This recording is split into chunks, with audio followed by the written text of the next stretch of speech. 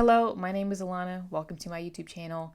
And on this channel, we review books. And today, or this week, we are going to be talking about Notes from Underground by my boy D Money, Dostoevsky. And this book, let's go ahead and rest it here because, I don't have to hold books anymore. What a luxury. This book was challenging to write about, and so I'm winging it. I've planned it, but I'm winging it a little bit. I found that I enjoyed this book. I just found it hard to regurgitate what was going on in my brain while I was reading it. Have you ever had a book like that? I know I understood it. I get what Dostoevsky is doing here. It's a tricky book to review. I don't know why. Some books are like that, but this is what I've got. Let's just go ahead on and dive into this. I swear to you, gentlemen, that to be overly conscious is a sickness, a real, full-blown sickness. So Notes from Underground is a tricky little novel, like I said, to summarize. The narrator in this slim volume, 132 pages, but this book packs a punch, discusses the multifaceted, contradictory, and often unsavory elements of human nature. That's it. That's my summary. That's the best I can do. This character is, he's isolated himself. It's almost like he's underground because he acknowledges human nature for what it is, and thus he's decided to pull away in a sense. He has isolated himself because he is leaving no stone unturned. It makes so much more sense when you're reading it. I hope I'm making sense. So I'm going to just jump into the 4 themes that I wanted to talk about that I picked out in this book. And again, I had to narrow it down a lot because slim volume, it is packed. So the narrator focuses a lot of time discussing the consciousness of the self. And from this discussion, he does not shy away from how self-seeking and self-centered human nature really is. Whether we'd like to admit it or not, we all have some narcissistic tendencies. I often sometimes think about myself and I'm thinking, wow, the audacity to get on YouTube and share my opinion like I have in it. You know what I mean? Sometimes I think about that. I'm like, wow, I get on YouTube and talk about my opinion on books. Like, oh no, I feel like, you know what I mean? Does anybody think about that? Those who have YouTube channels, or even the way if you use your social media a certain way, I kind of think about it like, is this self-seeking in some way? Granted, this is a detour. This is a tangent. Again, this is the kind of questions that this book is going to make you think about. I've heard, I forgot, Dr. Ramani, watch her videos. She has so many videos on personality disorders, narcissism. And she says, if you have to ask yourself if you're a narcissist, you're not. Narcissists don't ask themselves if they're a narcissist. So I kind of hear in the back of my mind saying, if you're conscious of how you're coming across as a narcissist and you're concerned about that, don't worry. You're okay. But she's like, we all have these tendencies. It's when you're on the extreme end of this spectrum where it's almost a disorder, or you're just completely toxic in some ways. That's a different scenario. I'm going to stop talking. Let's move on. This is the quote that I pulled. What can a decent man speak about with the most pleasure? Answer, about himself. So then I too will speak about myself. That quote also lets you know just how uncomfortably relatable this book is at times. There are sentiments in this book where you're like, I shouldn't be agreeing with this, but I do. You wait till the very last quote that I used in this book. It is wild. Or that I use in this review. It is wild. You will never change into a different person. That even if you had enough time and faith to change yourself into something different, you probably would not wish to change. And even if you did wish it, you would still not do anything because, in fact, there is perhaps nothing to change into. Dostoevsky. What a stud. All right. The way that he's so gritty. This is why I prefer Dostoevsky over Tolstoy. Don't get me wrong. I think Tolstoy is a phenomenal writer. Anna Karenina, War and Peace, I mean, yes, but Dostoevsky is gritty and he is dark and he just is willing to go into certain elements of human nature that Tolstoy doesn't go into. And I prefer dark and gritty. All right. And also, he doesn't write about it in this, and maybe he's less optimistic than Tolstoy, and maybe I just find that more relatable. I don't know. And again, I think he's just giving rise to the question that we have asked as a human race over and over and over again. You can even go back to ancient texts, the ancient Greeks and the ancient Romans, when they're talking about human nature, and when you first started getting these philosophical works, can you really change? How much can a person really change? And does human nature change over time? Does it get better? Does it get worse? Or are we just cycling through repetitions of what has always been? Some people think that human nature has gotten better. Other people say it's gotten worse. I think that human nature has overwhelmingly stayed the same for the most part. I think that with social media and the news and how you can see what's going on in other parts of the world, I just think that certain elements have just made things more blatant and easier to access. Like, I'm sorry, but wars are never going to stop. Human suffering is never going to stop. The depravity of human nature, I don't think it's ever going to stop. Like, people are going to people. Human nature is going to human nature. So I think we're just making these repetitious cycles. But again, weapons have progressed in a way that, think about it. Warfare has changed a lot. The ancient Romans did not have atomic bombs. But if they did, you better believe they probably would have used them. I'm just saying, because human nature is going to divide and conquer. So that's my cynical take on it. And as much as people preach that we're going to do better, we're progressing, we're more accepting, yes and no. Human nature is going to human nature. How can a man of consciousness have the slightest respect for himself? The quote's in this book, I'm telling you. Again, another interesting point. If a person is being truly honest about themselves, they will acknowledge that they themselves are unsavory. There is elements that are unlikable, unethical, immoral within all of us. And thus, when you are truly honest with yourself, you will not inflate yourself. You're not going to give yourself undue airs, because we're all corrupt in some way. This is why I love Dostoevsky. And so from there, we have this narrator that goes on to discuss how we are constantly straddling these lines of morality, and how it's disingenuous to categorize oneself as good or bad. We should really categorize ourselves as a neutral. This is what he's saying, because we can fluctuate between the two.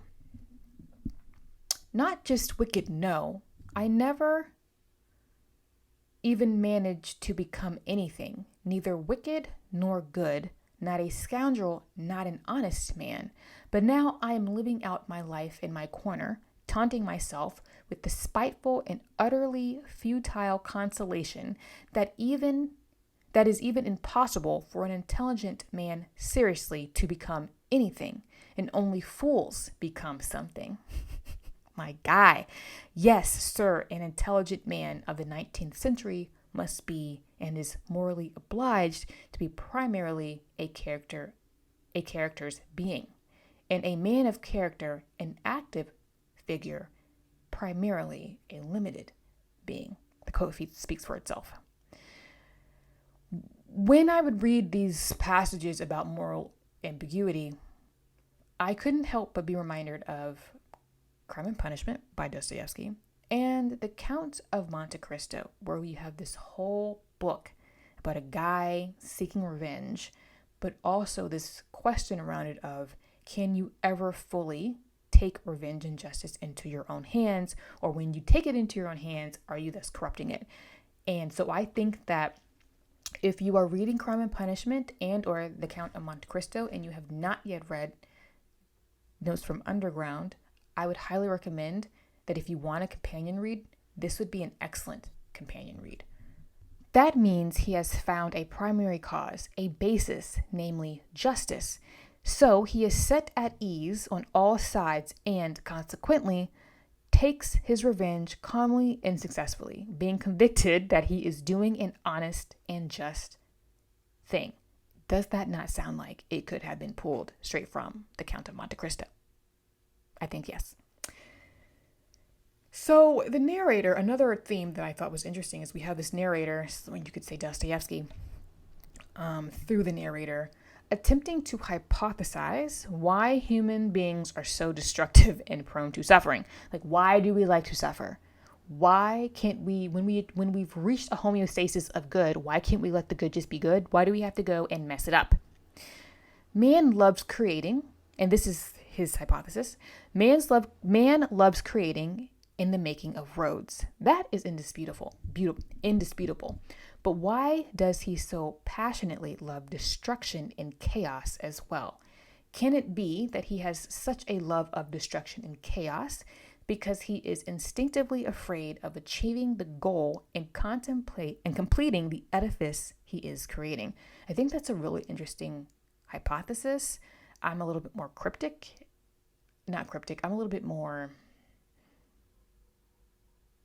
I'm a little bit more glasses half empty here.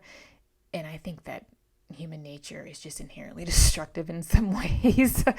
But I think it's an interesting hypothesis, because it's saying that if you completed a work, what else is there left to do? So you have to then to destroy to have something else to create and then complete. And then once that's complete, you find something else to destroy to keep this cycle going. Almost like man always has to have something to look forward to create, or else man is just doing what? Sitting there turning oxygen into air. Sitting there turning oxygen into carbon dioxide. So I think that's an interesting take. I don't know if I necessarily agree, but I think it's interesting. Almost like man always has to, well, maybe in some ways, man always has to have a project. See, I'm still processing this book, which is why I put off reviewing it for so long. All right. And yet, I am certain that man will never renounce real suffering, that is, destruction and chaos. Suffering, why? This is the sole cause of consciousness. If Dostoevsky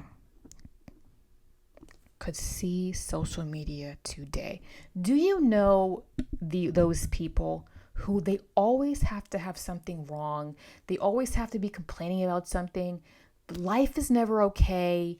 There's always something they want to gripe about, complain about. They're always sick, or they're always in drama, or they always feel like they've been wronged in some way. They are constantly the victim.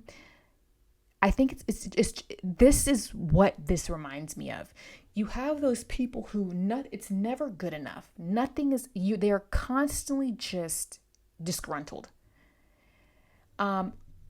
I've known people, and I've since distanced myself from people like that. When they approach me, or they want to talk to me, or they want to come back into my life, it's always about them. They're complaining about the new drama in their life, or this happened, and complain. Oh, woe is me. Look what just happened to me. In the back of my mind, I'm thinking, why can't you just say hi? It is exhausting, but there are people who love to suffer, even though they act like they don't, because it gives them something to talk about. It makes them feel like they are having a human experience. Where sometimes I'm thinking that much drama in your life actually isn't normal. But that's just me. I don't like suffering. So I get exactly what he's talking about here, because I know a lot of people like this. That's definitely not me. I ain't got time for all that. Right? I can't stand it. But, you look at social media and you look at people constantly complaining about what's going on in their life. Like, I'm reading a memoir right now, and I'm going to talk about it, but I would have talked about it already in my haul, Blueberries by Elena Savage. Really well written book collection of essays, but as of the recording of this video, I'm halfway through, and there's something about it's a memoir. Her collection of essays, she seems like a sad woman. Like, she seems kind of bitter. It's just, there's always something that she's griping about. And I've seen a few other written reviews, on Goodreads who say the same thing. They're like, I feel kind of sad for this woman. Same thing. I'm like, can't you just say hi? Can't you wake up one day and go, I woke up with breath in my lungs. What a good day to be alive. I woke up today. I can't relate. Okay. Let's move forward. And second to last, this would not be a Dostoevsky novel without bringing in one of my favorite topics in literature. So whenever I see it in a book, I talk about it. Conversations about the collective versus the individual, and how the collective can frequently result in individuals' lack of autonomy and identity. So that when something happens, the blame gets placed on the group and not the individual.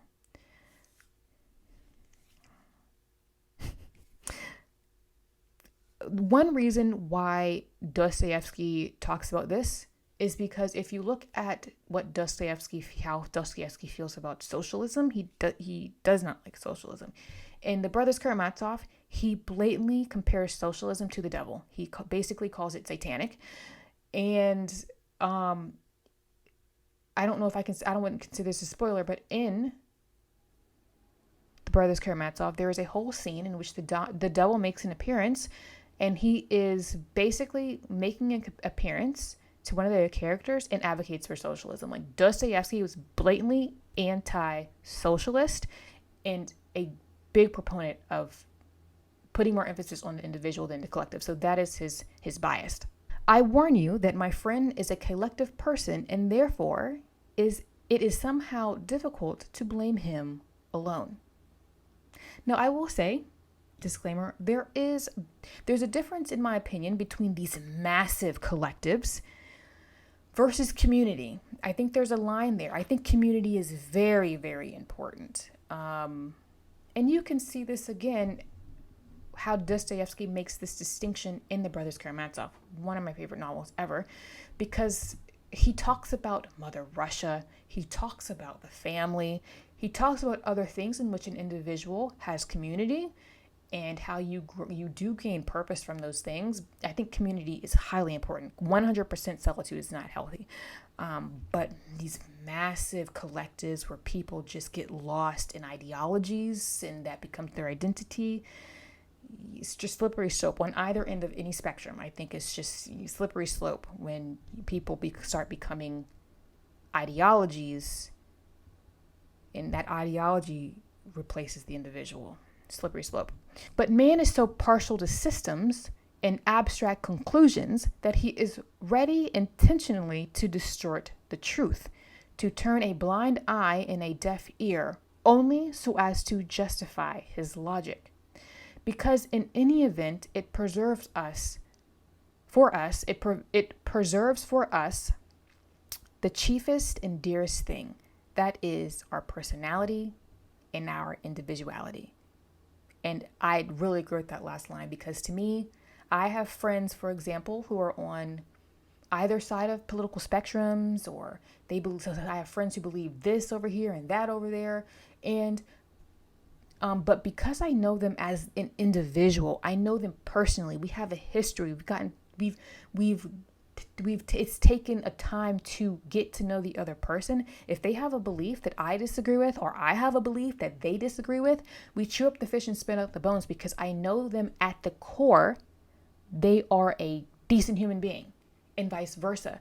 So that's why I'm not big on just grouping people into these collective groups, like, oh, if you're a Democrat, then you're automatically this way, or if you're a Republican, you're automatically this way. That bothers me, because there's just so many nuances to the individual. That's why, okay, I rant about this a lot. Okay. Again, I just think massive, I said I know I was done. I just think grouping people together in these massive groups, just not healthy. We saw this a lot during coronavirus, didn't we? We did. You can't deny it. And I was just like, I'm just going to stay over here. I'm just going to treat people the way I want to be treated, regardless of what I believe, like what's going on. Like, yeah. Okay. All right. For all my introverts out there, last theme. The most relatable theme in this book for introverts like myself are people who really value alone time, solitude, peace and quiet. You can entertain yourself for long periods of time. This is an ode to those who like to be left alone, those who like solitude, because you're like, I can't people today. The world's going to hell in a handbasket and I just want to be left alone. We just want our books. We want our good food. We want our tea. We want our cozy homes and maybe those few individuals that we like, and we want to be left alone. Believe it or not, I'm extremely introverted. I know. I'm not shy. I'm introverted. And I can spend copious amounts of time to myself and never feel lonely. I just can't. I've always been like that as a child. My parents would sometimes be like, "Where is Lana in the house?" when I was young. And sure enough, I would be up in my room doing what I wanted to do, reading, drawing, writing, and I never bored. Never bored. So yeah, I don't experience loneliness very often. It's a foreign concept to me because I like solitude. Because I'm most productive in solitude. All right, not saying that I don't have friends. This is. I feel like this review has turned into like Dostoevsky, Notes from Underground, blended with how I relate to it at a deep level, personal level. But yeah, I can. Somebody, yeah. I don't really experience loneliness in the traditional sense. I very rarely feel loneliness. Maybe that's because I do have a decent community around me. I have good friends. I have good family. All that other stuff. I don't know. Maybe that's why. Maybe that has something to do with it. Anyway, listen to this quote. Because Dostoevsky ain't playing around. Because I only talk a good game. I only dream in my head. But do you know what I want in reality? That you all go to hell. That's what I said. I want peace. I'd sell the whole world for a kopeck this minute, just not to be bothered. Shall the world go to hell, or shall I not have my tea? What a savage. Savage. My guy. I mean, I'm not that extreme, but I get why there are some people who live in the mountains alone. I get it. I longed for peace. I longed to be left alone in the underground. Living life so crushed me, unaccustomed to it as I was, that it even became difficult for me to breathe. Spoken like a true introvert. This dude is like not even an ambivert. He's like all the way. You can't get more introverted than this. All right, let's wrap this up. This was a ramble. I hope it made sense. Some people tend to like my rambles. I have never quite, bad English, I have not quite read a novel like this, Notes from Underground. Like I said in the beginning, I felt it difficult to kind of review. It ended up more being a summary of the themes and how I related to the themes and why I picked them out.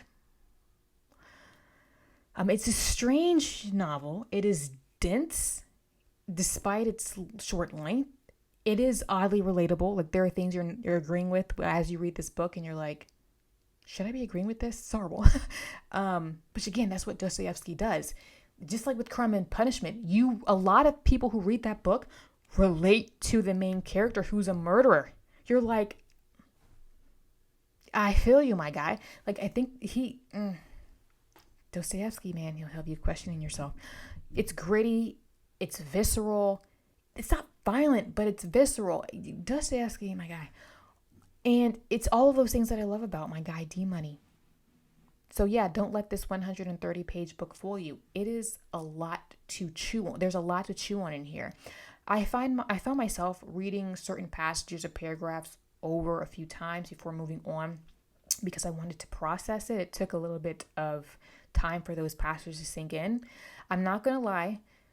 There are times when I was reading this book that I felt as if it was a bit clunky for me, which is the first time I've experienced this with Dostoevsky thus far, and I can't quite put my finger on it. I don't know if I love Dostoevsky's dark humor, but there is something in the way that he writes, but there is something about this particular book that I felt a little convoluted.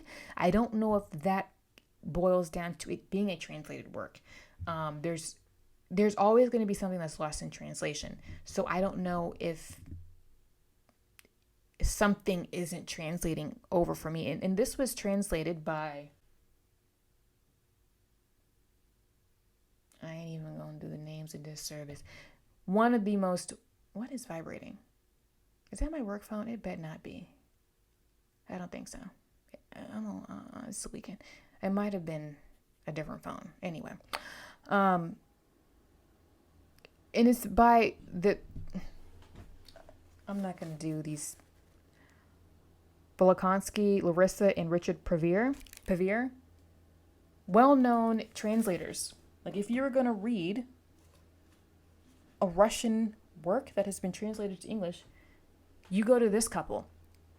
So I don't know, maybe that's what it is. Now, this is something that people have complained about with Dostoevsky and why they don't think he's not a good writer or he's a clunky writer is because they do feel like at times he's convoluted.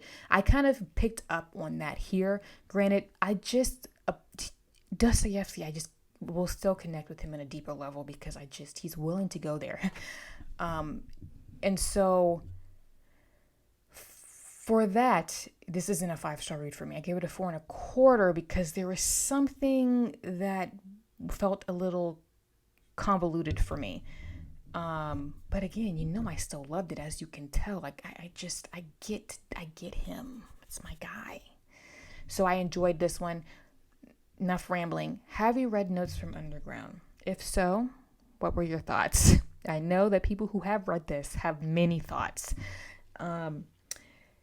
So please feel free to leave me a comment below.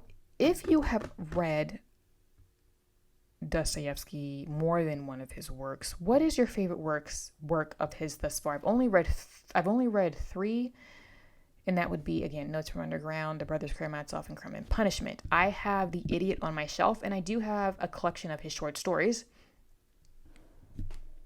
So I can get it. By Pushkin Press, A Bad Business. I've heard that this is delightful, but I haven't read it yet. So what have you read thus far, and what's your favorite? I've been told I will probably really like The Idiot because my favorite character in The Brothers Karamazov is Alyosha, and the main character in The Idiot is very much like him. This is a 30-minute review. I'm going to stop talking. Please let me know your thoughts below. And feel free to also like and subscribe if you have not done so already. Also, feel free to follow me on Instagram where I get up to more book shenanigans. That is where all of my book content goes live first. Reviews go first, live over there. My English is not that great right now. Monthly TBRs and monthly reading wrap-ups and funny memes about anything that I find funny. I'm going to leave it at that, and I will see you in the next one.